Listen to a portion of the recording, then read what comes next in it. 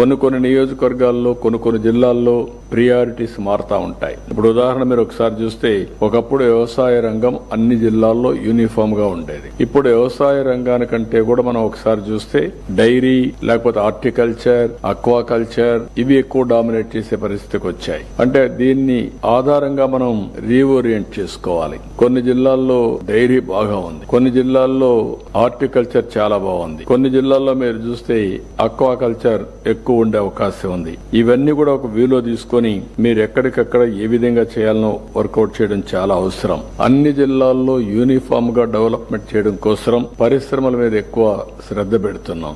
కొన్ని ప్రాంతాల్లో అక్కడ ఉండే ప్రత్యేకమైన పరిస్థితుల్లో మెగా ఇండస్ట్రీస్ వచ్చే అవకాశం ఉంది. అదే సమయంలో ప్రతి ఒక్క నియోజకవర్గానికి ఒక ఇండస్ట్రియల్ పార్క్ ఒకటి పెట్టేదానికి మనం ముందుకు పోయాం. చాలా వరకు స్టార్ట్ చేశాం. తొందరలోనే 3 నెలల్లో లేకపోతే 6 months లో అన్ని నియోజకవర్గాల్లో 175 ఇండస్ట్రియల్ పార్క్స్ ని, ఎంఎస్ఎంఈ పార్కుల్ని ఏర్పాటు చేస్తాం. ఇంకొక పక్కన ఈ మంత్ లోనే ఏదైతే రతన్ టాటా ఇన్నోవేషన్ హబ్ అమరావతిలో, అదే మరి స్పోక్ మోడల్లో విశాఖపట్నం, రాజమండ్రి, విజయవాడ, తిరుపతి, అనంతపూర్ కూడా ప్రారంభించుతాం. ఇవన్నీ వస్తాయి. ఇది అయిన తర్వాత సర్వీస్ అనేది సేవా రంగం ఇది బిగ్గెస్ట్.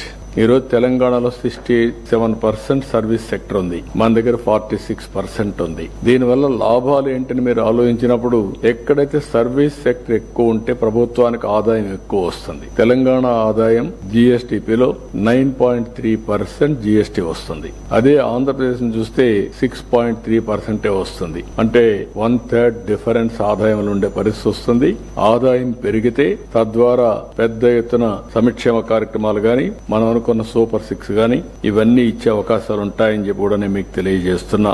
కాబట్టి ఎక్కడికక్కడ మీ జిల్లాలో అనుకూలమైనటువంటి, మీ నియోజకవర్గంలో అనుకూలమైనటువంటి సర్వీస్ సెక్టర్ కి మీరు ప్రాధాన్యత ఇవ్వాలి. ఇందులో హాస్పిటల్స్ వస్తాయి, కాలేజెస్, ఎడ్యుకేషన్ ఇన్స్టిట్యూషన్స్ వస్తాయి, టూరిజం ప్రాజెక్ట్స్ వస్తాయి, బ్యాంకింగ్ వస్తుంది, కమ్యూనికేషన్స్ వస్తాయి. వేరియస్ యాక్టివిటీస్ ని ఇండస్ట్రీ, అగ్రికల్చర్ కానటన్ని ఇక్కడ వచ్చే పరిస్థితి వస్తుంది. దీన్ని మీరు ప్రోత్సహించి ముందుకు తీసుకుపోవాల్సిన అవసరం ఉంది. అయితే ఇక్కడికి వచ్చినప్పుడు ఇలాంటి ఒక విజన్ మీరు తయారు చేసినప్పుడు ఇవి మళ్లీ లాస్ట్ మైల్ లో సెక్రటరియట్ పోయినప్పుడు ప్రియారిటీస్ మారుతా ఉంటాయి. అంటే రాష్ట్ర స్థాయిలో ప్రియారిటీస్ ఒక విధంగా ఉంటాయి, అక్కడి నుంచి జిల్లా లెవెల్లో ప్రియారిటీస్ అక్కడ ఉండే పరిస్థితులకు ఆధారంగా మారుతా ఉంటాయి. అదే మరి నియోజకవర్గానికి పోయే కొందికి ప్రియారిటీస్ దాన్ని బేస్ చేసుకుని అక్కడ కూడా తయారయ్యే పరిస్థితి వస్తుంది. విలేజ్ పోతే డిఫరెంట్ గా ఉంటాయి. అంటే 4 టైర్ స్ట్రక్చర్ లో మనం ముందుకు పోతున్నాం. రాష్ట్రం, జిల్లా, కాన్స్టిట్యున్సీ, సెక్రటరియట్. అదే సమయంలో ఎవ్రీవేర్ టెక్నాలజీని అనుసంధానం చేస్తున్నాం. ఈ విషయం మీరు గుర్తుపెట్టుకోవాలి. టెక్నాలజీ పేర్లలుగా